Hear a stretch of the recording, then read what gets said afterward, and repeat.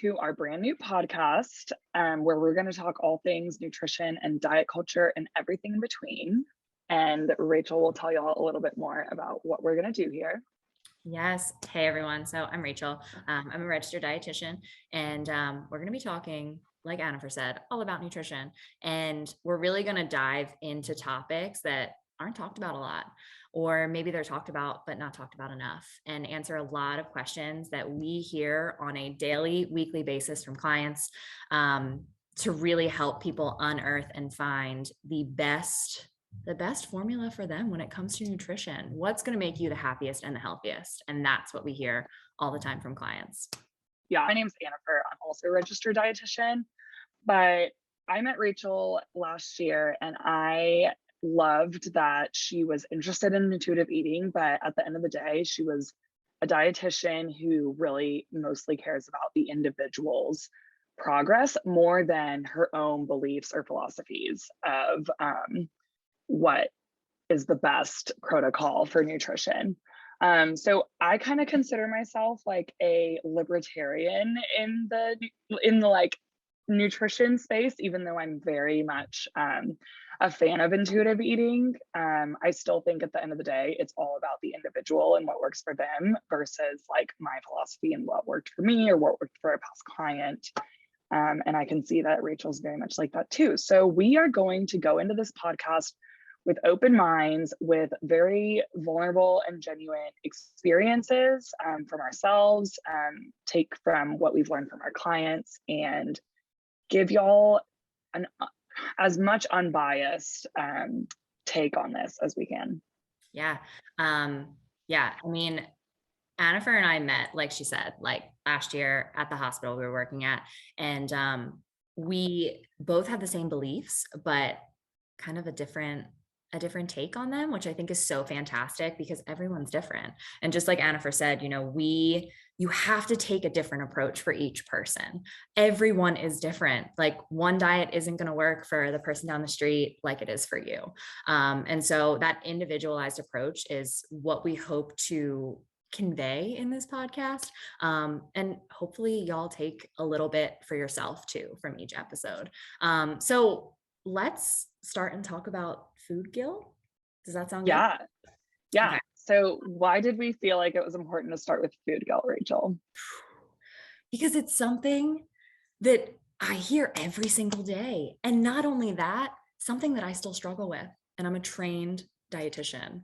And, it's an ongoing, not a battle, but an ongoing learning experience from a day-to-day basis, having to sift through new diet trends and things like that. And oh my gosh, should I feel guilty about this iced coffee that I got with, extra sugar? So I think it's so important because it's something very close to home for, I know myself, and also my clients. Annifer, would you say the same? Like, do you feel like? Yeah, absolutely. So it's definitely something I used to experience a lot. And what I'm starting to see food guilt as is, because I still experience guilt, but in non-diet ways. So say I set out to do yoga every day and then I don't end up doing yoga at all. Like I feel guilty, and I feel like, so I think it's so important to talk about food guilt because it's a very valid thing to do. Is you set out for a goal, you set out for a plan, and then your actions don't reflect your intentions. And that is a very, it causes a lot of turmoil in all of us. So what I want to talk about is why food guilt is so prevalent and why like it is a valid thing, but why it's not really about the food, and how common it is to feel like off course when you set out to do something and succeed in something. Yeah. And I think going off of that, oftentimes we don't look at the habit itself or the reasoning why we're doing something. And if we're not looking at that first and foremost, then it doesn't matter what we choose to eat, because if we don't have those appropriate habits, or we don't know what's going to work best for ourselves, maybe we can't fit in activity every single day. Yes. It's okay. Like you don't have to do that every day to be healthy. And that's another thing we'll dive into in a future episode is, what is health? What does it mean in reality? Yeah. So, I agree. And I feel like that I agree. I also experience guilt in other areas other than food too. You know, if I miss a workout, oh my gosh, but I think it's learning how to talk yourself not out of it, because it's okay to feel a certain way. It's okay to feel that guilt and embrace it, but how can we build onto it? How can we kind of take that step forward rather than just getting stuck in this rut? Yeah, definitely. What I see the most in people who are stuck in diet culture is that the guilt is more unproductive than it is productive. Because I think guilt has a place in all of our lives. Otherwise, I don't see the point of us feeling that emotion. But I tend to see it leads to binging, it leads to giving up, but it can also lead to this conversation where we say, like, hey, actually, there was no room for guilt in you eating this because it's actually not doing anything wrong to your body. So let's reevaluate your idea of what's bad and good.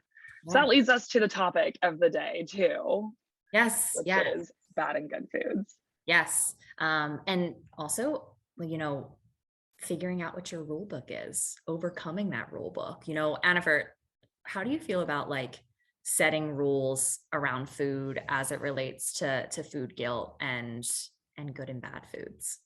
Yeah. So starting my nutrition career back when I was a student, you for sure are very black and white in this field. Like there's good foods and these are going to be the healthy ones. These are going to be the ones that make you skinny and they're going to be like, you know, the mecca of what your diet should be. And then there's bad foods and all you have to do is avoid the bad foods and eat the good foods and you're set, right? Hmm. And then you start taking more classes, you start learning that like wait a minute, these foods that were on my bad list actually have all these benefits. I'm super confused. And then you start seeing these good foods every other year. There's like new data that shows, like, oh, this food actually isn't that good because it had this one component that now has cancer, or it's not that good because it, whatever it may be. Like every year, the science is changing. So I'm so lucky that I studied this field because it shook me up to be like, wait a minute, it's not perfectly black and white. But it's also like, oh, thank God I don't have to have these good foods that I have to eat and the bad foods that I have to avoid. Yeah. Definitely. I think, you know, putting labels on foods right off the bat sets these rules for yourself that if you don't follow them, then you feel guilty. And then when you feel And it's like, guilty, why? yeah. And then if you feel For guilty, no you set reason. more rules for yourself, right? And if you set more rules for yourself, then it's that constant cycle of just continuing to get more restrictive, which doesn't allow you to live life, doesn't allow you to go over a friends for pizza, you know, doesn't allow you to be adaptable and flexible. So, you know, I think it's important to kind of dive into what constitutes a good or a bad food. But I think, you know, what we're really going to kind of get to is there are no bad foods, and it's thinking about what's that food actually doing for your body, right? Like that's the solution, and that's what I encourage all of my clients to do. That's what I encourage y'all to do. That's what I have to do on a daily basis is, well, you know, what is this carrot doing for me? You know, because, you know, there are some people that think carrots are really high in sugar, and it's like, okay, there's sugar in there, but what else is it doing for my body? Thinking the same way about any type of food, because we all are going to associate, you know, bad with certain foods. Like Anna, for growing up or just kind of through your experience as a dietitian, what were some of those foods that Oh you my gosh. were bad? Okay. I remember thinking black beans were bad. They are by far my favorite food right now and have been for the past like 10 years. Thank God, ever since I like started to become more knowledgeable. Mhm. But like, yeah, I thought like Mexican food, bad, black beans, bad, meat, bad, tortillas, bad, right? So there goes my whole like culture's diet. Yes. Mhm. But that's what I thought when I first started learning nutrition. And there was no real, like, it's not like I found that in a textbook. It was more like diet culture just morphing with my studies. So I was probably mixing things like, you know, be careful going to the Mexican restaurants, or like the saturated fat that you cook your beans in, or the high carb that are in beans. Like, Yeah. yeah, it's like it doesn't matter what's targeted, it could have gotten demonized in any type of way. And not only that, I'm not even going to say it's the American diet culture that demonized it. It's a lot of the Mexicans, like, oh, we're all chubby because we eat black beans or whatever. And it's like this ongoing joke, and it starts to seep into your rule book. Like you don't even realize it. Same with tortillas, probably the fact that they're carbs. Like Yeah. it's just, and then you go from like flour tortillas to corn tortillas, and then corn tortillas is too much carbs. So then you're just like no tortilla. And then it's just Yeah. never. And then you kind of like come out of this sinking sand and you're like, what is real? Yes. I'm Yes. so deep into it. Like what is okay to eat and what isn't, right? Yes, yes. And that's mainly, what a lot of people ask me, like, Rachel, tell me what to eat. And I'm like, well, I can't do that because, you need to decide that at the end of the day. And Anna, for something I heard you say was, how your family kind of like demonized, for lack of a better word, the black beans because they cause weight gain. Well, that's what it was for me. I had a lot of bad foods because I was scared to gain weight. I was scared, specifically in college, as I'm, learning to be a dietitian, learning about all these different foods. I would avoid certain social situations because I was like, oh my God, like, okay, I don't want to have too much alcohol because if I get drunk, then I'm going to get the cheese fries and then I'm going to, and that was really hard. And it's not that I thought those foods were bad. No, I guess I did. I thought they were bad because I thought they would lead to weight, which can be, Right. which that will be something we talk about in another episode is, weight gain isn't bad. Yeah. I encourage y'all to think about that because I feel like oftentimes, like Annifer, you mentioned, these foods being associated with skinny and these foods be associating with like, I don't know, whatever it may be. Yeah, it's like But you can't even put our finger on it because it doesn't actually make sense when you like say it out loud. no, But it's deeply rooted in our deeply beliefs. rooted that skinny is healthy, and that's not. I don't even like the word skinny. Like I feel like the word skinny is worse than the word moist. We're getting off topic, but I don't like that word for many reasons. So that's where my bad foods came from. I feel like it was those high carb foods, but it was also, oh my God, I didn't eat chips for years. Yeah. Reasoning behind that, my father had heart surgery and I associated the chips with worsened health. But, I eat chips now and I love chips and they're one of my favorite foods. So yeah, I just feel like Okay. reflecting on the good and bad foods is super important to your health. This is actually a good opportunity to highlight the differences between me and Rachel and how it's going to make this helpful because I was different in college. I also had a bunch of food roles, but I had she was healthier in the sense that she was like, I'm not going to drink that much because it will lead to the french fries. Mine was like, behave all day, binge drink, get wasted, and eat a bunch of pizza. Like one time, like, kid you not, I was so about the pizza at the end of the night because I felt like that was the only way I like earned it because I wouldn't let myself have it sober. I would go up to random people on 6th Street in Austin, and I'm just going to say this. I would ask random people for a bite of their pizza. Like it was so disordered how much I like put this pizza on a pedestal ever since I like, because I learned about intuitive eating many years ago too. And it was it was very hard to grasp both at the same time, like be learning nutrition and intuitive eating at the same time. Cause I was like, what is real? But now that I feel like I'm like very settled in it, I'm like, I never crave drunk food anymore. I let myself have the pizza whenever the heck I want. It no longer takes any kind of pedestal.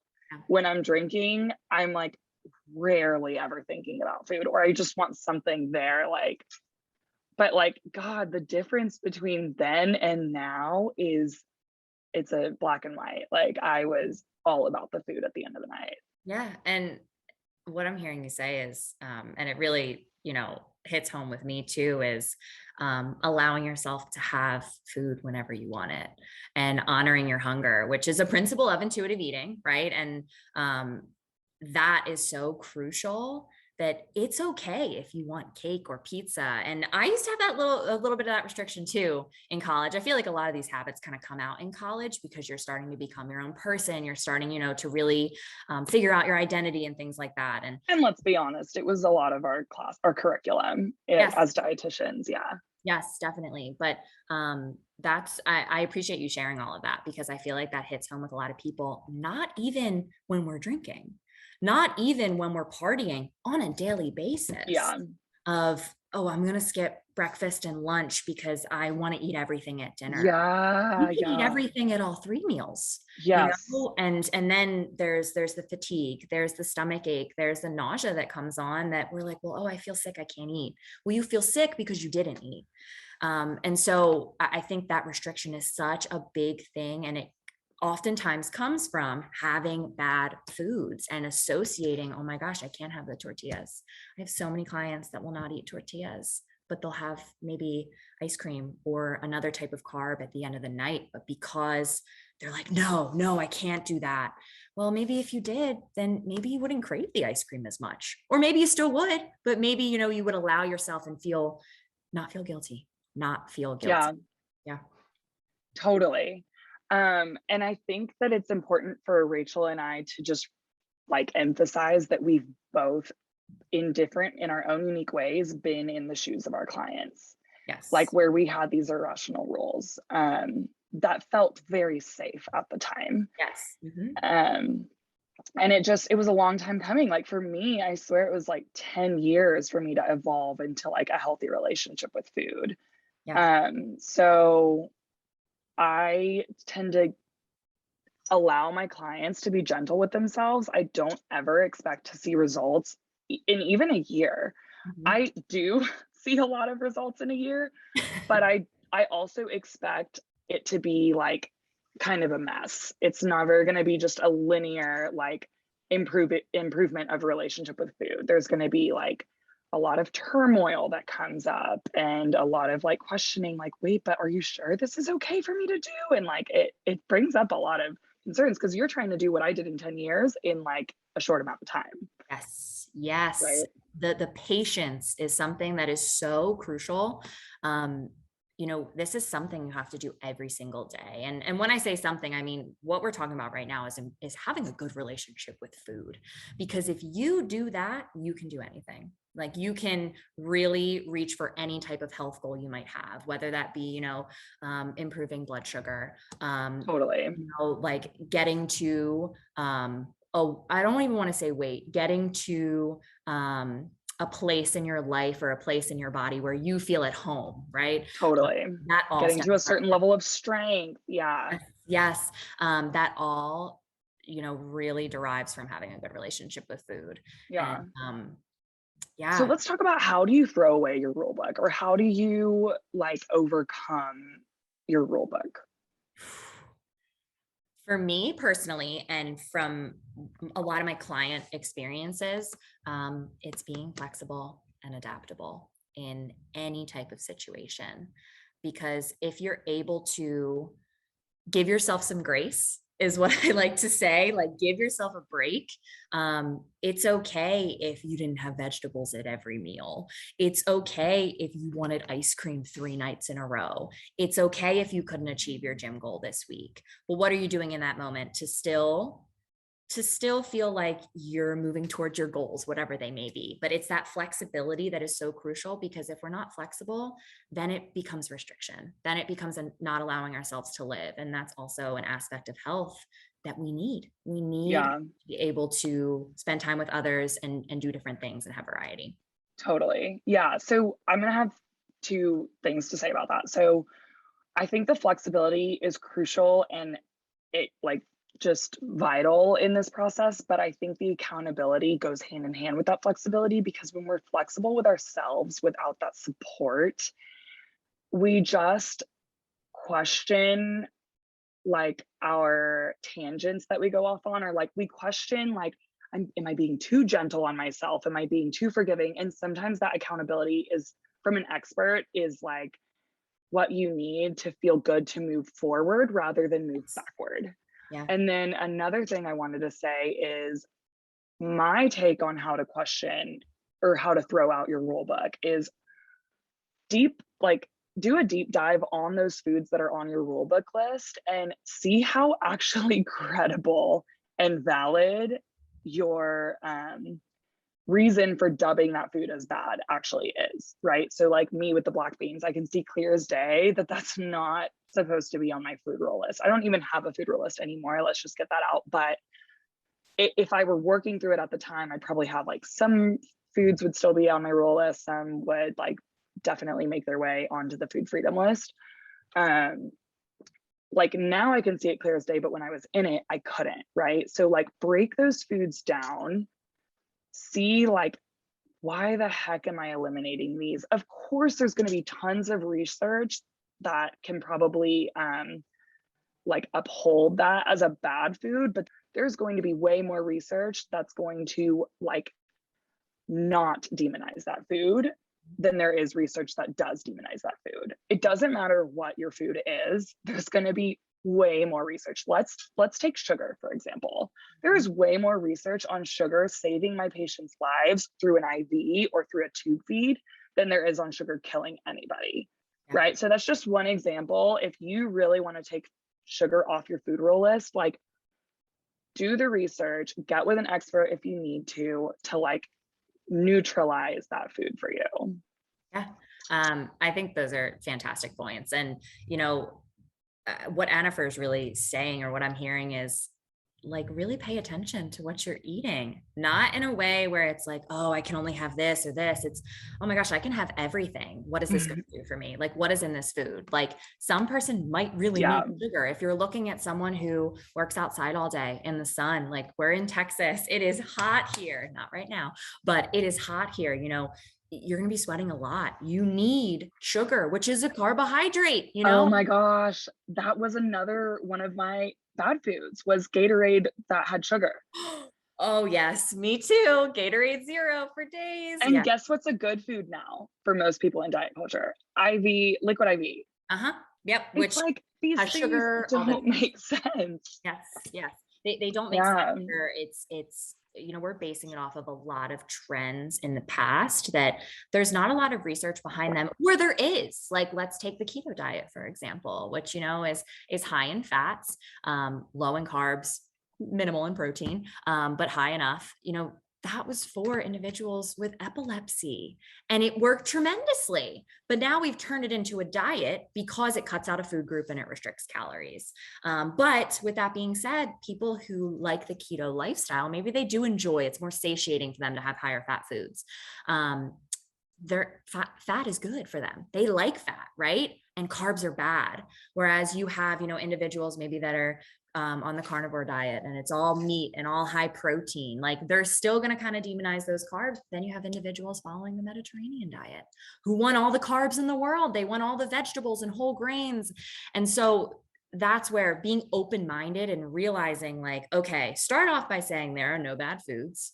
What is this fat going to do for me in this meal? Is adding avocado, even if it's not, you know, low carb, I don't even know anymore, but adding that avocado, is it going to make me feel more full?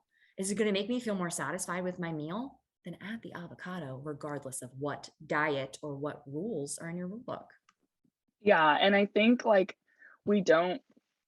maybe we think we pick keto or we pick carnivore or we pick Mediterranean for health reasons, but at the end of the day, we stick to them because it becomes a cultural sport. Like it becomes like almost our religion. And there's so much research to back this up. Like dieting does kind of become the way, like it satisfies what a religion satisfies for people, right? You've got some safe places to live, like rules to live by.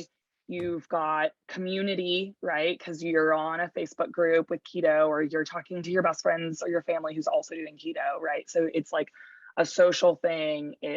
There's this whole, anyways, point being, so it is going to be hard if you are gung-ho keto, even if you can question, like, okay, how bad is this carbohydrate food really? Like, even if you can see yourself like taking it off of your bad foods list, it's still going to be hard to break out of that culture culturally, right? And then like, it's a challenge socially. And, you know, it's funny you bring up keto and having carbs, and I actually have a client right now who came to me because she wanted to get off the keto diet. And she's like, I want to eat normally and like feel healthy and maintain the weight that I've lost. Like I feel awesome. And it took a lot of trust in, you know, me as a provider, but also herself. And I think that's a lot of times we're scared to not have those rules or not see end results in other people. And that's oftentimes what diets do for us, because we see the results of keto in another person, but we have to remember that we're not that person. Totally. Yes, we're so different. And that's where that individualized approach is so crucial. But And I think it's so nice that you're giving that behind the scenes of a person who's lost all this weight. Like they are willing to pay like good money to sit with you weekly to undo this trap that they've just put themselves in, right? Because what I hear from people who say like, oh, but they did this diet and lost a ton of weight, or I used to do this diet and it worked for me. It's like, but what about after the diet? Can we, yes, like the misery and just feeling of like, I don't trust myself with food. I don't trust that I can leave this. yep. Like, that is why I have the job that I have, is to either help prevent people going into that, or like you said, help someone come out of it, Yes. because it's hard to come out of. It's so hard. The number of times she would ask me, are you sure it's okay to have bread? Are you sure it's okay to have a sandwich for Yes. lunch? Are you sure it's okay? I can go and have these French fries. And, it took a lot of trust, but thankfully she's going to really have that long-term health goal achieved. Right. And hers particularly was changing weight. And so she's going to be so much more successful, because just like you said, Annifer, when the diet stops or when you get sick of it because it's too restrictive, where do you go from there? Then you're just Mhm. lost. And then you feel, here's another form of feeling guilt, feeling like it's your fault when, the diet failed you. You didn't fail the diet. Totally. Totally. And I've had a client who considered herself non-diet.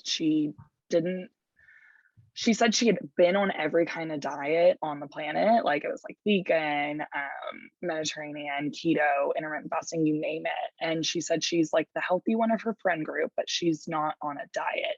When we dove deeper, the amount of foods on her bad list, the amount of restrictions that she had was so limiting.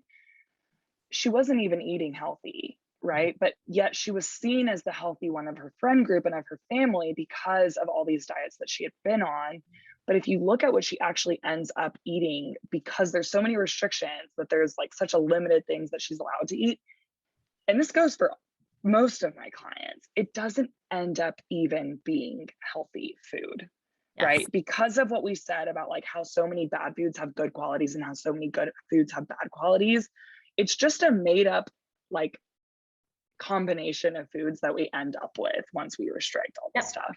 Yeah. So that was incredibly hard for her to be like, are you sure I can have this food? And like, I'm afraid that if I allow myself to have that food, I'm gonna just binge on it all day. And like helping her see it through as like, we kind of like drew out a curve and said like, here's how much the temptation is going to go up now that you allow it, but you have to see it through to Yes. go past that. Mhm. Otherwise you're just going to keep slipping back. If you never see it through, you're just going to keep going back, and that's always going to be an uphill battle for you. Yes. The patience and the time that these things take to truly have a good relationship with food and to truly identify those foods that could be bad in your head. And remember, you might be listening to this right now and being like, I don't think any foods are bad. I don't have a list. You might not know you do.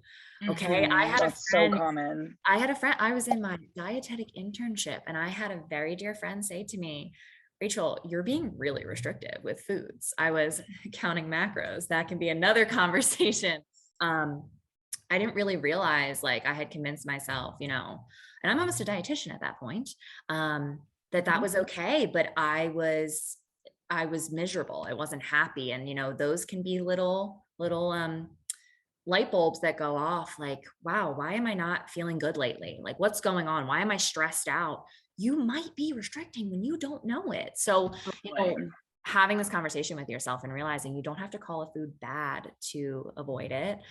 So yeah, it's hard. It's really hard. And it's like I said, it's still an everyday like learning thing. Do I feel like I am way different than I was 10 years ago? Absolutely. Absolutely. If I want Kraft mac and cheese, I'll have Kraft mac and cheese.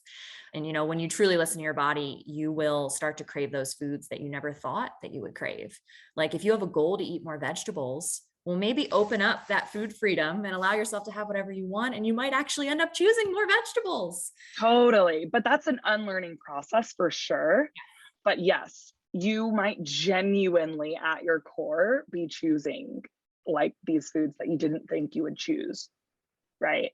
Mhm. Like you thought that you were only eating these salads or vegetables because they were the good foods and because, right? But really your body might be wanting them, but you haven't let yourself listen to your body yet. Yes. But that has to be genuine. It has to come from a lot of unlearning. Otherwise, you're gonna still be like lying to yourself and being like, no, I'm eating this because I want to, and really it's a food rule. Yes. But along the lines of like you being vulnerable about how you were as a dietetic intern, I was also one thing that helped me evaluate my relationship with food because I was never on a diet. I never blatantly called foods. I mean, I definitely used to call foods good or bad, but like to really evaluate where I stood, I would start noticing people around me and start saying, am I really healthier than them? Because look at all these things I'm doing to be healthier. Am I really healthier? You Mhm. know what I mean? And then that would help me realize, like, oh, maybe I just need to shift. I didn't know which direction it needed to be. Definitely like getting way more relaxed on like all my health ambitions helped me be healthier, but I Yeah. didn't know that that's what it would take, right? Yeah. And I think it's important as dietitians to like sit here. And I know Annifer's on the same page with me for this. Like, health is more than just your food and your exercise. So if you look at a map of health, you're seeing that there's so much more. It's your sleep quality, it's your financial situation, it's your social situation, it's everything, your mental health. Like food and exercise are just two things. And I feel like we focus so heavily and we create lists around those. But Annifer, just like you said, when you kind of like let go of some of those or maybe took time to focus on other things, you became healthier. And I think that Mhm. kind of dives into, are we truly healthy at the end of the day? What does health even mean? Like what, and I think what's important to highlight is it's different for everyone. Your healthy is not my Mhm. healthy. Um, Right. we're two very different people. We're still dietitians, but that's why, taking the time to really talk to someone and talking to yourself about what's really going to make you happy. I'm a dessert person. I need dessert every single night. And do I Same. have it? A Like, hundred percent. I do. It makes me really happy. And I find that it sets me up for the next day. So I'm not, but some nights I don't have dessert because I don't want it. But because I allow myself to have it whenever I really want it, it's a balancing act and it takes time. And we're not Yeah. by any means. Like we're Yeah. not perfect by any means. But I think this Yes, I journey am. is so it's so worth it. Yeah, totally. And along the lines of like, what is health, you have to remember you're operating in a system with a lot of factors that you cannot control. So, us being dietitians, we can help with the nutrition part, right? But like, you are operating in this world, right? In with a gazillion factors that you can't control, where you're born, where you're living, who your friends are. Like, I mean, I guess to an extent you can control like the people around you, but yeah, so letting go of that desire to have perfect health can actually help a lot with your health because there's a lot of like acceptance there, and then you can focus on the things that you actually can control. But then that leads a lot of people to only think about diet and exercise because that's often preached as something that you can control. But Yes. what I end up seeing, and I don't know if this is true for you, Rachel, but like what I end up seeing in my clients is those that are like dubbed as the healthy ones of their friends don't have healthier diets objectively. It's just that they get really sucked into diet culture. They get really sucked into the podcast, the magazine articles, the like Whole Foods, like just these things that distort what they think is healthy, and they end up eating in such a funny way that like, and I can see that because I can say that because I was totally there, right? But it's not healthier. And yet that's their identity, and that's, they've gone so deep into it that like they just swear that they're the healthiest one of their friends. So what do you think that line is? I think this is an interesting thing that you brought up, right? Like you had said, but objectively, like their diet isn't healthy. So is it, an aspect of, are you noticing like restriction? Are you noticing choice? Because people, I believe, and I practice that people can have different eating patterns. If you're not a breakfast person, okay, let's look at that, right? Are you not a Right. breakfast Why? person Yeah. because you're waking up nauseous because maybe you haven't eaten in a while? Like, why are you stressed in the morning? Is breakfast going to make you have a better day? But, some people just want to have, 2 meals and 3 snacks in the day. Okay, that's fine. But what's the foundation? So like, what are you seeing, like maybe specifically in that client that toes that line of not being healthy? Oof. The I restriction? should say those clients because it's Okay. the majority. Mhm. But first of all, you can see, how is their health objectively? Is their health stellar? Then maybe their diet is the healthy one. But the number one indicator of whether my clients are actually healthier is like, how is their health objectively? And then I can say like, okay, that diet clearly isn't healthy. But yes, when I'm just looking at the diet and not the big picture of like how my client is in their overall health, it tends to be very restrictive, incredibly restrictive, and they don't even realize it. But because they're so interested in nutrition, they've got all these subtle cues of like what to eat and what not to eat. And it Yeah.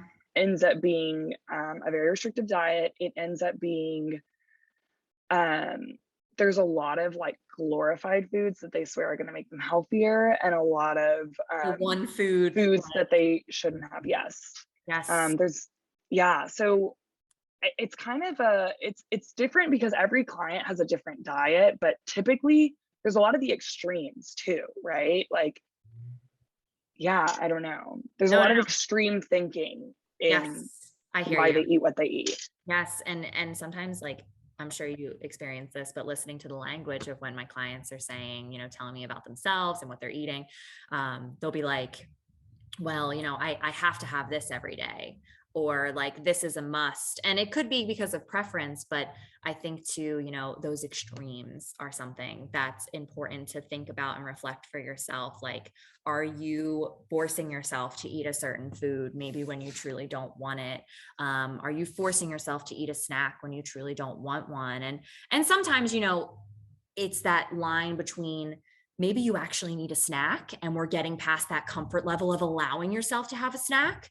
And so you feel that forceful in that moment, but it could also be, maybe you're not hungry. Like, let's try to get down to that intuitive eating approach, right? Which is not for everyone, but do I think people can benefit from certain aspects of Totally. Yeah. everything? Totally, hands down. Yes. But it's finding out what aspects. But yeah, I just posed a very difficult question for you. Like, what is it that's unhealthy? But I think it's important to think that like unhealthy and healthy, the definitions vary from person to person All the time. all the From time. food. Yeah.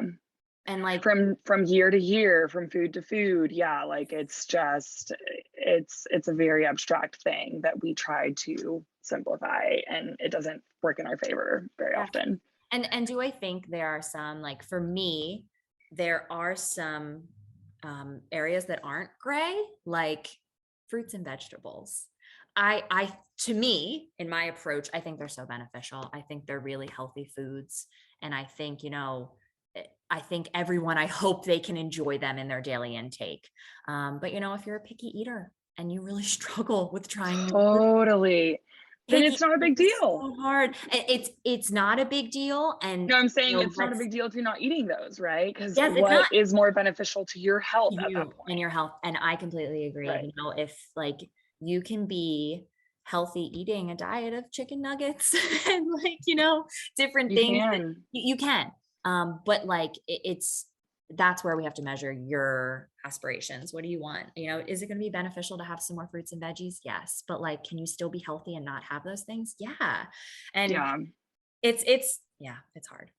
This goes along with like why I started to question my food rules, because I started to realize a lot of the foods on my food rules are actually fortified with the same nutrients that I would be paying like $30 for at the vitamin aisle, right? So like chicken nuggets. If you look at those ingredients, a lot of them are fortified foods that are like food industry. As much as I resent our food industry for so many things like lobbying and subsidized foods especially, but um our food industry already pumps that stuff up with vitamins and minerals that I know I'll be getting what I need because the FDA or the USDA said like, hey, we need to give this to Americans in their cheap affordable foods, right? Yeah. So like those cereals that we're giving our kids, those chicken nuggets, they're not actually the devil the way diet culture says that they are, in the way I used to think they were. Yeah. Yeah. And I think it's important to, you can achieve your health goals, whatever they may be, on a budget too. Like eating Mhm. healthy or being your version of health does not have to be expensive. We And should totally talk budget on another episode yeah, because this we is, should. I'm the stingiest person and Well, it's I important have a because lot. I'm not trying to, break someone's bank. Oh, you got to go buy an RX bar, Yeah, You don't have to do that. There's Special K protein right down the road, it's $1 less. It's just right, good. And so, right. and yeah, that's where I don't know where I'm going with that, but Yeah, we should totally talk budget and marketing in another episode to say like, yeah, just things that are I agree. marketed well end I up agree. being glorified as the good foods, and then thus I must spend money on it, and it's not Yes. the case. Yes. Anyways, guys, well, yeah, I think that basically, what do you think, Rachel? I think that we really put a lot of great things out there for y'all to think about. This, nutrition is, I think, one of the most challenging areas of just not only career, but also like in your life personally. We always feel like we have to be better, and that's not true. So, Mhm. like I said, give yourself a break and listen to the things we said today and think about how they might relate to you. Some things might not. Um, Totally. and we're going to dive deeper into these things. We're going to talk about weight. That's a big episode in the future of weight. And everybody's okay. Literally, not Yeah. everybody, but everybody is okay, is perfect the way it is. Yeah. I think that's another important thing. And then And we're definitely open to suggestions. If y'all have any questions or like you have a topic that you want us to talk about, hit us up. We'll do our investigation on it and give y'all a good episode to chew on it. definitely, yeah, to chew on it. And yeah, this is definitely a long time overdue. And me and Annifer are so excited to really have a conversation. This isn't a lecture. This isn't teaching. This is us in the raw having a Yes. conversation about not only ourselves, but you guys and all the stuff that you have to endure on a daily basis. So Literally so much. It's a chaotic mess, our field is. So yes, hopefully this was helpful. yes. We love you guys already. Just kidding. Thank you guys so much for tuning in today, and remember to chew on it. Yeah. Bye. Bye.